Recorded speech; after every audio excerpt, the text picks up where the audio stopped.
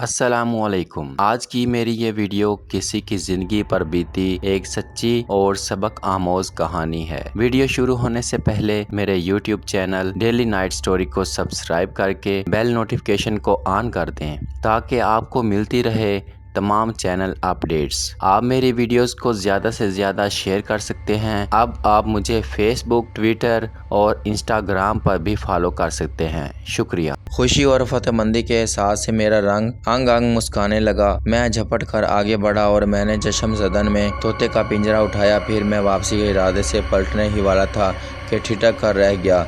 अबुल हसन जहरीली नज़रों से मेरी तरफ दरवाजे पर खड़े देख रहे थे। मैंने भी उन्हें इस तरह देखा जैसे मैं उनसे शदीद बेजार हूँ। तुम यहाँ तक आ गए या शाहिद अली, इतनी पस्ती, चोरी भी शुरू कर दी है। अबुल हसन, आपको हक है, आप मुझे जो चाहें कह सकते हैं। मैं आपको अपना अतालीन समझता हूँ, फिर भी ये मुनासिब नहीं है कि आप मेरे रास्ते में रुकावट बने और हमारे दरमियान कोई तलख सुलख हल पैदा हो। मैं ये पिंजरा यहाँ से ले जाना चाहता हूँ। बेहतर है आप इस मामले में दखल ना दें। ये पिंजरा मेरे साथ जाएगा, मैंने संजीदगी से कहा। अबुल हसन ने पुरसकून अंदाज में जवाब दिया, शाहिद अली, तुम मियाँ साहब के हुक्म के बगैर इस हुजरे से एक चुटकी खाक भी बाहर नहीं ले जा सकते। बेहतर होगा पिंजरा वापस रख दो। अबुल हसन, मुझे तैश आ गया। राजकुमारी शैला की आत्मा प्रदीप प्रदीप पुकार मुझे कुछ कर गुजरने पर उकसा रही थी।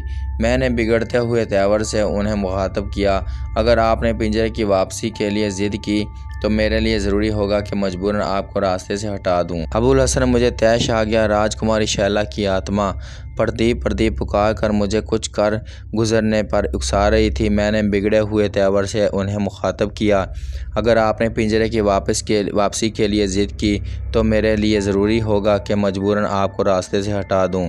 मैं इस अज़म से यहाँ आया हूँ कि पिंजरा साथ लेकर ही जाऊँगा। अबुल हसन मेरे तेवर देखकर ज़ेरे लब मुस्कराए। शाहिद अली, मालूम होता है तुम्हारी आकबत के साथ साथ तुम्हारा दिमाग भी ख़राब हो गया है। तुम अभी तक हवाओं में उड़ने की कोशिश कर रहे हो। मेरे पास अबुल हसन से बहस करने का वक़्त नहीं था, क्योंकि राजकुमारी को हासिल करने के बाद उसे छोड़ना मेरे बस की बात नहीं थी। मैंने अबुल हसन को रास्ते से हटाने की ठान ली। मैं फैसला करके आगे बढ़ा, लेकिन दूसरे ही लम्हे चार जिन अबुल हसन का इशारा पाकर नमूदार हुए। ये चारों गालिबन पहले से ही वहाँ मौजूद थे। पिंजरा मेरे हाथ से छीन लिया गया। उसके बाद इन चारों ने मुझे धक्के देकर बाहर निकाल दिया और मियाँ साहब की कोठरी से वो दूर फेंक कर उल्टे कदमों वापस चले गए। एक ज़माना था कि अबुल हसन और जिन्नों का यह कबीला मेरे सामने गर्दन झुकाए मेरे अहकाम का मुंतज़िर रहता था। मेरी एक जुम्बश नज़र से स्याह और सफ़ेद का फ़ैसला हो जाता था, लेकिन आज इन्हीं अबुल हसन ने मेरे साथ जारहाना सलूक किया और इनके रफ़ीक जिन्नात ने मुझे बड़ी बेदर्दी और बेरहमी से धक्के मारे। मैंने मियाँ साहब की तरफ देखा जो हर बात से बेनियाज बारगाह एज़दी में सरजजूद थे। मैं साकत बसामत खड़ा किस्मत की गर्दिशों पर आंसू बहा रहा था। मियाँ साहब नमाज अदा करने के बाद हुजरे में वापस चले गए। नमाज के बाद वहाँ मौजूद दूसरे अफराद ने अपने चेहरों से इसी नफ़रत का इजहार किया जिसका मैं आदी हो गया था। मुझे इनकी नफ़रत या मोहब्बत से कोई सरोकार ना था। मैं तो किसी न किसी तरह अपना गौहर मकसूद हासिल करना चाहता था। इन लोगों को क्या मालूम कि ये शख्स दुनिया से किस कदर आजिज़ है, वो क्यों ज़िंदा है। इश्क और इंतकाम की वो कैसी आग है जो उसके सीने में सुलग रही है। उन्हें क्या एहसास होता कि उनके सामने कल का एक मोहतरम बुज़ुर्ग मौजूद था। अब मैं अपने अजीम माजी की कोई रियायत उनसे नहीं लेना चाहता था। मेरा जिस्म दुखने लगा क्योंकि राजकुमारी की बाजियाबी की कोई और सूरत समझ में नहीं आ रही थी। चारों नाचार मैंने ख़ुद को हालात के धारे पर छोड़ देना चाहा। अब मुझे हर तरफ उदासी ही उदासी और नाकामी ही नाकामी नज़र आ रही थी। मैं इन्हीं फ़िक्रों में गलताओं पेचा सब्ज़े पर औंधा पड़ा था कि एक मानूस आवाज़ मेरे कानों में बार बार हुई, शोर की तरह टकराई। मुझे ऐसा महसूस हुआ कि मेरे कानों के पास बम फटा हो। आखिर तुम मुझे मिल गए मियाँ शाहिद अली। मैं तो तुम्हें मुख्तलिफ शहरों बस्तियों में तलाश कर रहा था। मैंने पलट कर देखा, पंडित ओंकार नाथ अपनी तमाम खबास्तों के साथ میرے سامنے کھڑا تھا اور مجھے کھا جانے والی نظروں سے دیکھ رہا تھا۔ میرا سب سے بڑا دشمن اس وقت میرے سامنے تھا۔ اس کے اس طرح سامنے آنے سے مجھے گزرے ہوئے تمام صدمے یاد آ گئے اور زخم رسنے لگے۔ وہ پھر میرے صبر و ضبط کا امتحان لینے آ گیا، فراموش کر دیا اور تیزی سے اچھل کر کھڑا ہو گیا۔ یہی وہ خبیث اور مردود شخص تھا جس نے مجھے آزمائشوں میں ڈال کر مجھ سے سب کچھ چھین لیا تھا، میری تمام بربادیوں کا ذمہ دار تھا۔ اس نے میرے اندر چھپے ہوئے ایک شیطان صفت شخص کو ابھار دیا جو عبادت اور ریاضت کے باوجود میرے اندر سے نکل نہیں رہا تھا۔ ابھی میرے باطن کی پوری طرح تطہیر بھی نہ ہوئی تھی کہ اوانکار ناتھ نے مجھ سے زور آزمائی شروع کر دی۔ قبل از وقت ہنگامہ کھڑا کر دیا۔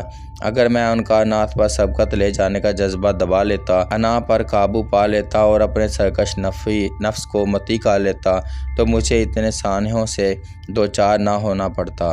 اوانکار ناتھ کے آنے سے پہلے ہی میں اپنی زندگی ختم کر لینے کے بارے میں سنجیدگی سے غور کر رہا تھا، اور جب مرنا ہی ٹھہرا تو پھر کسی چیز کی کیا پرواہ، کسی چیز سے خوف کیسا۔ میں نے سوچ لیا کہ میں اپنی تمام روحانی قوتوں کے چھن جانے کے باوجود اس نابکار سے ضرور پنجہ آزمائی کروں گا، چاہے اس کے نتائج کتنے ہی ہولناک نکلیں۔ جاب ختم کرتے ہی میں تمہاری تلاش میں نکل کھڑا ہوا۔ مجھے وشواس تھا کہ شاید علی تم کہیں کونے خدرے میں چھپے ہوئے ہوگے۔ آج میں آخری فیصلہ کرنے کے ارادے سے آیا ہوں۔ تمہارے پاس اگر کوئی زور اب بھی باقی رہ گیا ہو تو آزما لو۔ میاں جی، میں تمہیں موقع دیتا ہوں۔ اوانکار ناتھ کے لہجے میں زہر بھرا ہوا تھا۔ کمینے ذلیل، میں آج تجھے جہنم رسید کر کے چھوڑوں گا۔ یہ کہہ کر میں ذرا بھی مہلت دیے بغیر اس سے لپٹ گیا۔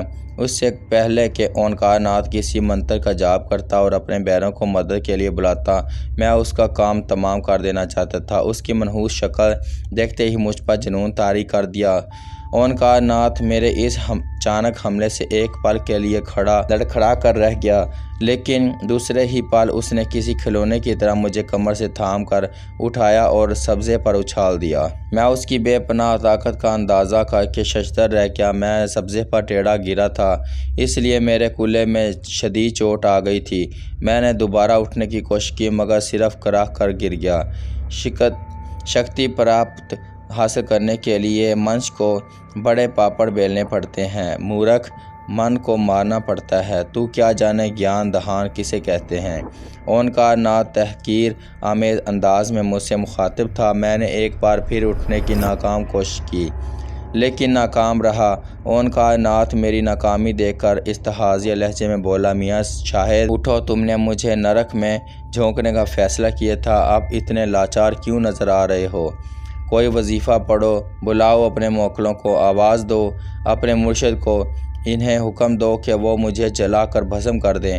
اوانکار ناتھ کی نفرت انگیز باتیں ناقابل برداشت تھیں۔ میں اپنے جسم کی ساری توانائی اکٹھی کر کے ایک بار پھر جوش میں اٹھ کھڑا ہوا اور کسی پاگل کی طرح اوانکار ناتھ کے گریبان سے الجھ گیا، لیکن اس بار پھر اوانکار ناتھ نے مجھے ایک ہی جھٹکے میں دور پھینک دیا اور کڑک کر بولا، یہ کیا بچوں جیسی حرکتیں کر رہے ہو؟ میاں تمہاری روحانی قوتوں کو کیا ہو گیا ہے؟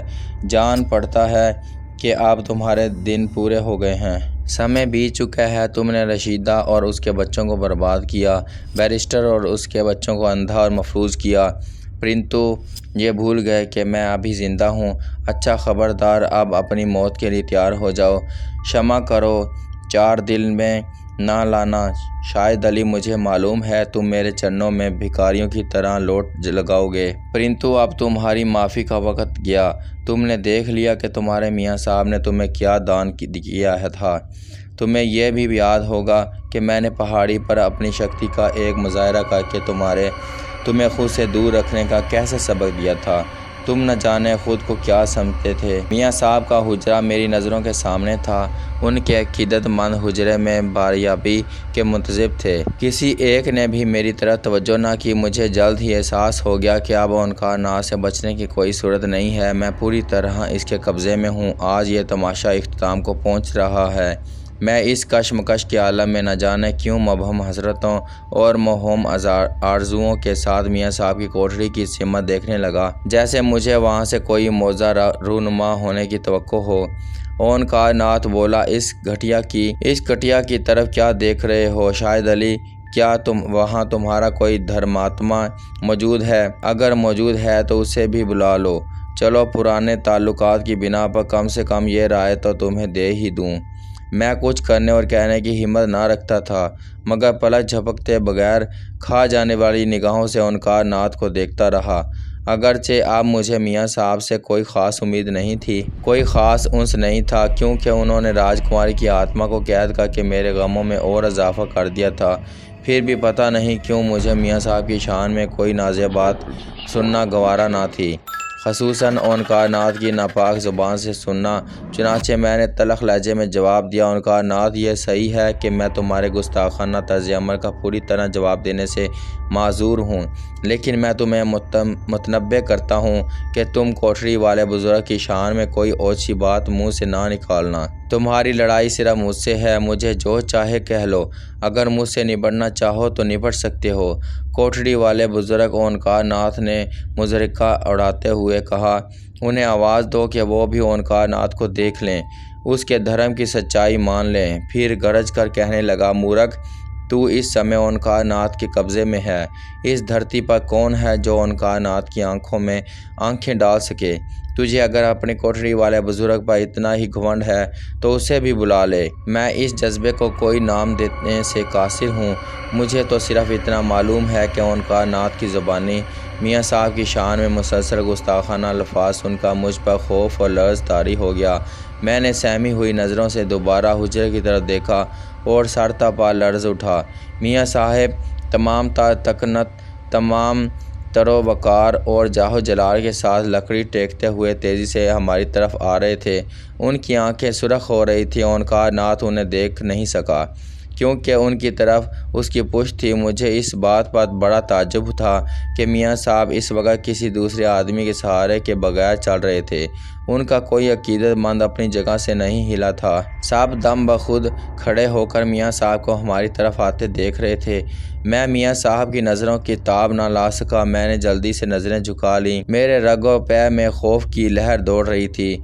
मेरा दिल अनजानी वहशत से धड़क रहा था। इसी लम्हे ओंकार नाथ ने बड़ी रऊनियत से सर लहजे में सवाल किया, शाहिद अली, किस विचार में गुम हो गया? किसी रूठे हुए मौक़र को मनाने की कोशिश में समय बर्बाद कर रहे हो? मैंने कोई जवाब ना दिया। डरते डरते नज़र उठाई तो देखा कि मियाँ साहब ओंकार नाथ के करीब पहुँच चुके थे, लेकिन ओंकार नाथ उनकी आमद से बेखबर था। वो अपनी ताकत के ज़हम में बकवास किए जा रहा था, मगर उसने अचानक आहट पाकर किसी चालाक आदमखोर चीते की मानद बड़ी फुर्ती से मुड़कर देखा। वो मियाँ साहब को अपने रूबरू देखकर चौंक पड़ा। एक सानिये के लिए इसका चेहरा मुतगय्यर हुआ, फिर उसने फ़ौरन खुद पर काबू पा लिया और मियाँ साहब से सर्द और तंद लहजे में मुखातब हुआ, आप मैंने तो सुना था कि आपका देहांत हो चुका है। ओंकार नाथ मियाँ साहब ने उसकी आवाज़ नज़रअंदाज करके इंतहाई सब्र तहम्मुल से दरियाफ़्त फरमाया, यहाँ किस मकसद से आए हो? क्या मुझसे कोई काम आ फंसा है? ओंकार नाथ ने मुझ पर हकारत की नज़र डालकर कहा, आजकल मुझे सिर्फ एक ही चिंता रहती है, मियाँ साहब के अपने दुश्मनों का साथ कुचल डालूं। आज इसी इरादे से इधर निकल आया था। मेरी तुम्हारी भला क्या दुश्मनी ओंकार नाथ?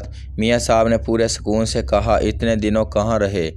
लंबी कहानी है मियाँ जी, कभी इत्मीनान से सुनाऊंगा। ओंकार नाथ ने जहर खांद लहजे में कहा, इस समय तो मैं आपके इस चेले को यह बताने आया हूँ कि शक्ति किसे कहते हैं। इसने मुझे कुछ ज़्यादा ही परेशान कर दिया था मियाँ जी। मैं बहुत गौर से मियाँ साहब के चेहरे का जायज़ा ले रहा था।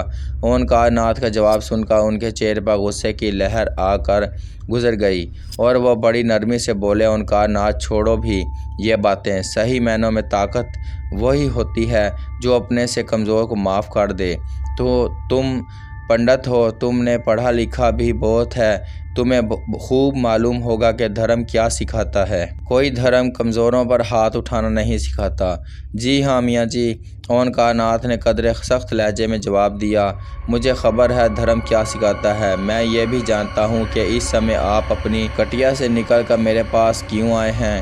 आखिर आपको अपने चेले की मोहब्बत खींच ही लाई, परंतु اتنا دھیان کرنا میاں جی کہ میں نے بھی کچھ سیکھا ہے، کچھ سمجھا ہے، میری عمر بھی کچھ حاصل کرنے میں گزر گئی ہے۔ آپ کی طرح میں نے بھی بہت دنوں خاک چھانی ہے، لیکن میں نے گھٹنے ٹیکنے نہیں سیکھے۔ میاں صاحب غصے کی شدت سے کانپنے لگے اور ان کی شعلہ بار نظریں اونکار ناتھ کے چہرے پر مرکوز تھیں۔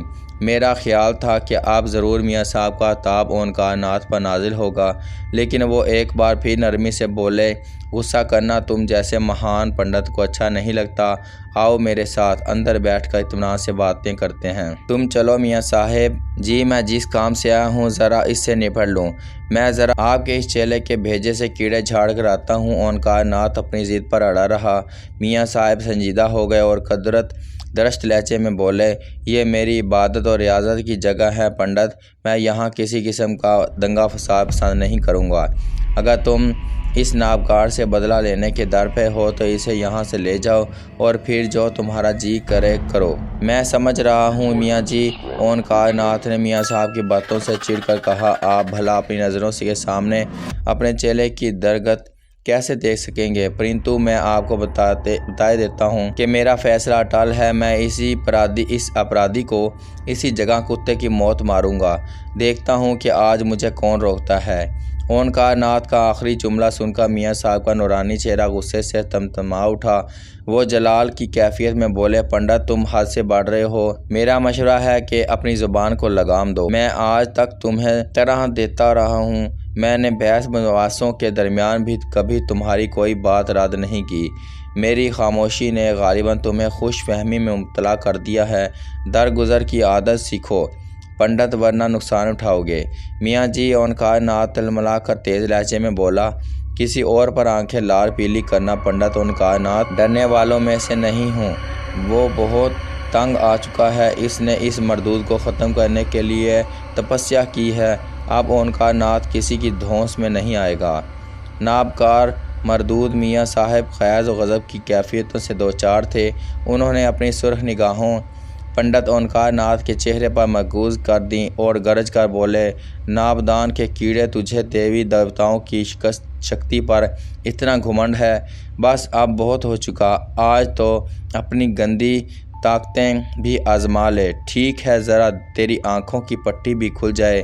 اگر بعد میں تو زندہ رہے تو صرف پیدا کرنے والے کی خاطر، اس کی رضا اور خوشنودی کے لیے زندہ رہے، ورنہ بہتر ہے کہ تو مر جائے۔ میں نے اونکار ناتھ کی طرف دیکھا، وہ میاں صاحب کو بری طرح گھور رہا تھا۔ اس نے میاں صاحب سے کچھ کہنا چاہا، اس کے ہونٹ ہلتے رہے لیکن آواز نہ نکلی، اور جب خود اونکار ناتھ کو آواز سے محروم ہو جانے کا احساس ہوا تو وہ گھبرا گیا۔ اس کی آنکھوں میں غصے کے بجائے الجھن کے تاثرات پھیل گئے۔ وہ تلملا کر تیزی سے زمین پر جھکا، مٹی کی ایک چٹکی اٹھا کر منہ کے قریب لے گیا، پھر اس نے دل ہی دل میں کچھ پڑھ کر پھونکا اور مٹی میاں صاحب کی جانب پھینکی۔ لیکن دیکھتے ہی دیکھتے اونکار ناتھ کے ساتھ ساتھ میں بھی حیرت زدہ رہ گیا، کیونکہ وہ مٹی چنبیلی کے پھول میں تبدیل ہو کر میاں صاحب کے قدموں میں جا پڑی۔ عقیدت مندوں کے ہجوم کے باوجود وہاں موت کا سناٹا طاری تھا، ہر شخص سکتے کے عالم میں کھڑا تھا۔ اونکار ناتھ کے چہرے پر ایک رنگ آ رہا تھا اور ایک رنگ جا رہا تھا۔ دوسری طرف میاں صاحب اسے مسکراتی ہوئی نظروں سے دیکھ رہے تھے۔ چنبیلی کا پھول ان کے قدموں میں پڑا تھا۔ میاں صاحب نے پنڈت اونکار ناتھ کی سپاٹ نظروں سے دیکھتے ہوئے کہا، پنڈت پریشان کیوں ہوتے ہو؟ تمہیں تو بے تحاشا جنتر منتر آتے ہوں گے، اپنے دل کی بھڑاس نکال لو اور کوئی حربہ آزما کر دیکھ لو۔ اونکار ناتھ میاں صاحب کا اطمینان دیکھ کر مضطرب ہو گیا۔ ایک بار پھر اس نے حلق پھاڑ کر کچھ کہنے کی کوشش کی، لیکن اس کا حلق صرف کھلتا اور بند ہوتا رہا، کوئی آواز سنائی نہ دی۔ غصہ آدمی کو پاگل بنا دیتا ہے پنڈت، اسی وجہ سے میں نے تمہاری قوت گویائی سلب کر لی ہے۔ میاں صاحب نے نرمی سے کہا، جو کام اطمینان سے کرنے کے بجائے جلد بازی سے کیا جائے اس کا انجام ہمیشہ خراب ہوتا ہے۔ انسان کو ہر قدم سوچ سمجھ کر اور پھونک پھونک کر اٹھانا چاہیے۔ تم تو پنڈت ہو، مہان شکتی کے مالک۔ پنڈت اونکار ناتھ کے چہرے پر غصے اور الجھن کے تاثرات ابھرے۔ ایسا معلوم ہوتا تھا جیسے وہ کوئی درندہ ہے اور اپنے شکار کو دبوچ لینے کے لیے کسی سنہرے موقع کا منتظر ہے۔ पंडित की कैफियत में कुछ देर तक कोई फ़र्क नहीं आया। फिर मियाँ साहब ने नरम आवाज़ में उसे मुखातब किया, सुनो पंडित, मैं तुम्हें मशवरा देता हूँ कि गुस्सा थूक दो और ठंडे दिल से गौर करो कि इस वक्त क्या करना चाहिए।